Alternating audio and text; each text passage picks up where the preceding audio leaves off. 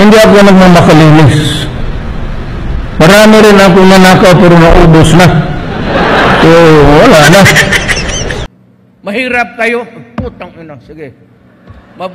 Magtiis kayo sa hirap at gutom. Wala akong pakialam. Naman natin ang mga dinastiya. Wala talagang binibitbit na mga issues yan eh. I mean, bankrupt yan pagdating sa mga solusyon sa ating kahirapan.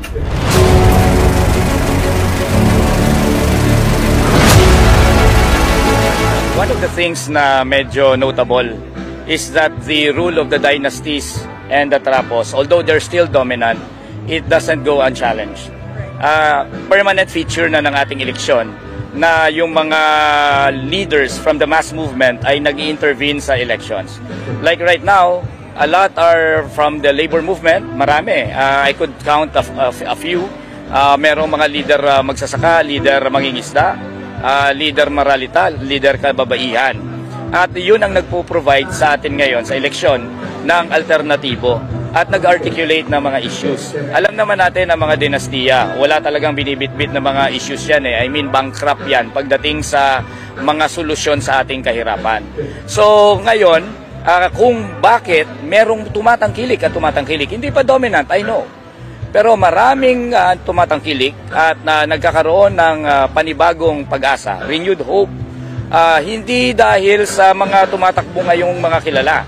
Renewed hope among the youth, for example, very in particular among the youth, and hopefully among the basic masses. Dahil yan sa mga hindi trapo at hindi member ng political dynasties at mga leader mula sa mass movement. And it will never go away. It has been a development since 2022. And it will go on each and every election. And I think there is no other way for the mass movement intervening in elections but inspiring everyone else. Ngayon, well, dahil sa pera at makinarya, you know, the trapos and the dynasties are still there. Sila pa rin ang sikat, sila pa rin ang nakikilala. Pero sukang-suka na lahat sa dinastiya, even those who vote for them. They know within their hearts and they do realize that even if they vote for these people, they cannot rely upon them.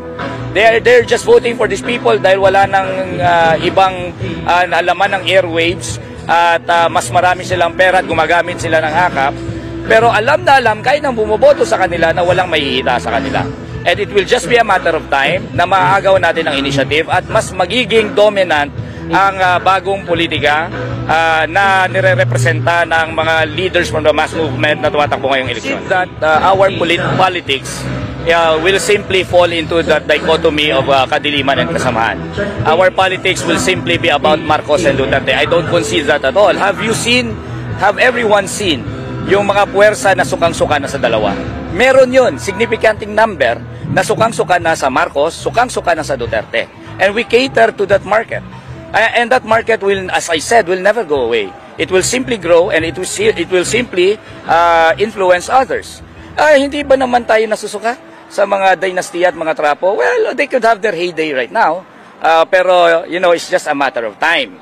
Binibilang na lang natin ang panahon na yung pagkamuhi natin sa mga dinastiya at mga trapo, dahil wala naman silang binibigay ng mga solusyon sa kahirapan, wala silang sinusukli doon sa suporta na binibigay sa kanila.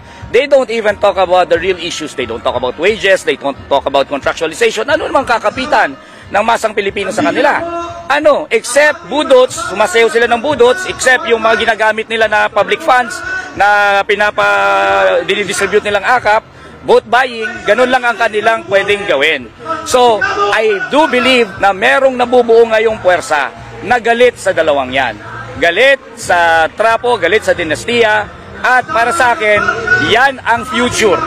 Yan ang magigain ng strength while the trapos and the dynasties will simply expose themselves and will be rejected totally in our society. Are you and Calyode endorsing other candidates from other opposition slates? Well, in my personal capacity, not yet officially under Partido Lakas ng Masa. Let's leave Partido Lakas ng Masa sa kanyang proseso kung sino pang mga ibang mga kandidato. But personally, parati ako nananawagan ng United Opposition. And para sa akin, ang bobotohin dapat yung mga hindi galing sa dinastiya. And marami dyan, mga environmentalist, labor leaders, you know who they are. Pagka na-officialize yan sa Partido Lakas ng Masa, we will come up with a list. Kasi may election man o wala, talagang buhay na namin yung aming plataforma. Hindi naman biro yan eh. Hindi kami nagbibiro. And we are not here in order to lose.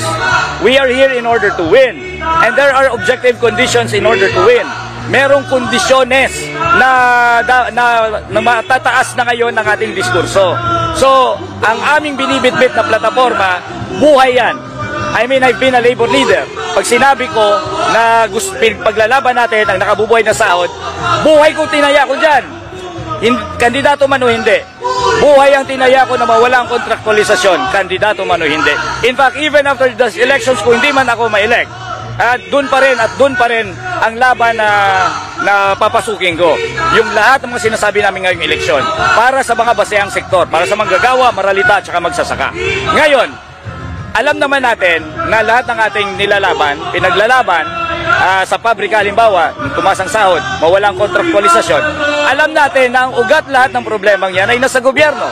Therefore, as an extension of me being a labor leader, wala kaming choice, kundi kailangan naming pasukin yung mismong mga lugar kung saan nanggagaling ang mga batas na nagpapababa sa sahod, kung saan nanggagaling ang mga polisiya na papatuloy ang kontraktualisasyon, kung saan nanggagaling ang mga panuntunan na nagpapahirap sa ating mga kababayang galing sa basihang sektor.